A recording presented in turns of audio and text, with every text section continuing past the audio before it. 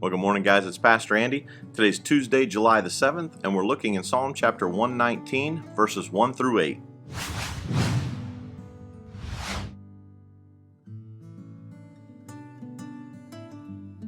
Psalm 119 is obviously the longest psalm and the longest chapter in the entire Bible, so there is no way in God's green earth we're going to go through this chapter all in one day. In fact, we're going to break it up into the alphabet. And this whole book, this whole chapter of Psalm 119 is broken up into the Hebrew alphabet, going from beginning to the end. And each one of these sections begins with the letter of this alphabet.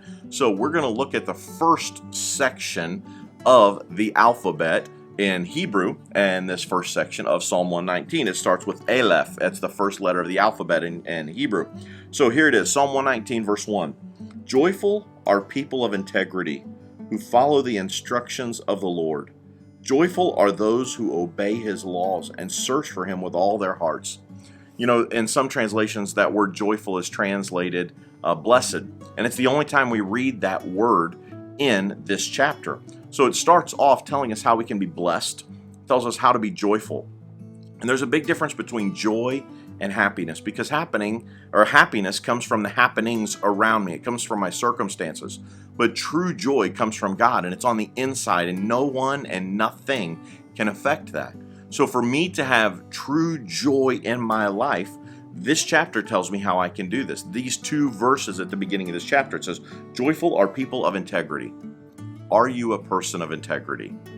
Do you keep your word? When you say you're going to do something, do you do it? Are you a person who can be counted on? Are you a person who is on time? Are you a person who, when you say you're going to do something, you do it? Are you a person of true integrity? Because joyful are people of integrity who follow the instructions of the Lord. And in this chapter, nearly every verse, we find some reference to God's word. And we'll point those out as we go through it. And here's the first one, the instructions of the Lord. Are you one who follows God's word? Are you one who is in God's word daily? Are you following after God? Are you spending time with him every single day? That's an important part of having joy in our life. Verse 2, joyful are those who obey his laws. Obey the laws. Man, you know, so many times today we hear, oh, we're in the New Testament. We're under grace. We're not under the law. Law was the hammer. Law was the bad news. Well, yes, grace and law are not in opposition. In fact, they work together. God is not a God who is waiting in heaven with a hammer for us to mess up so he can hit us with the law. The law shows me where I come short and that I need grace. The law, as the New Testament writer says, is the schoolmaster. It shows me my shortcomings, shows my mistakes. So am I one who obeys God's law and search for him with all their hearts? Are you searching for God? Every day. Are you looking for him? Are you looking for him in his word? Are you looking for him in the day-to-day occurrences? So many times I hear people say, well, I don't know God's will for my life. And I always encourage them, don't look for God's will, look for God. Find him. He's going to show you the next step to take. So find God, look for him in everything, and you'll begin to see him, because we always find what we look for.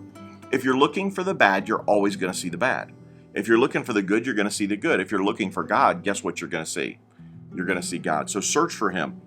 Verse 3, they do not compromise with evil, and they walk only in his paths. You have charged us to keep your commandments carefully. Oh, that my actions would consistently reflect your decrees. Man, I hope you pray that. That's the longing of my heart is, God, I want my life to line up with your word. I wish my life was more like what you say it should be. Next verse. Then I will not be ashamed when I compare my life with your commands. As I learn your righteous regulations, I will thank you by living as I should. I will obey your decrees. Please don't give up on me.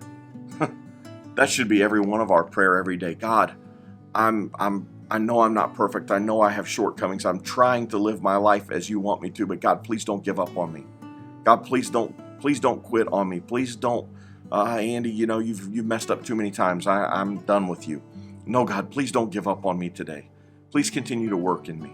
Please continue to lead me and guide me and direct me. Please continue to love and care for me. don't give up on me yet, God. I'm not done. I have more to do. I am going to live my life to follow your decrees. How do I do that?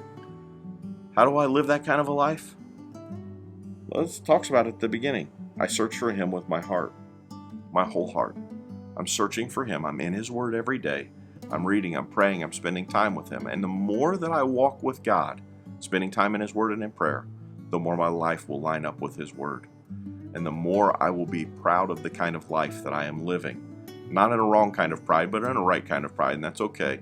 To be proud that we are a follower of Jesus.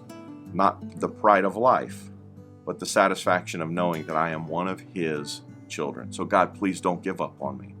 I hope you'll get into this psalm and read it for yourself. There's a lot of good stuff in here. I'll see you guys tomorrow. God bless you and have a great day.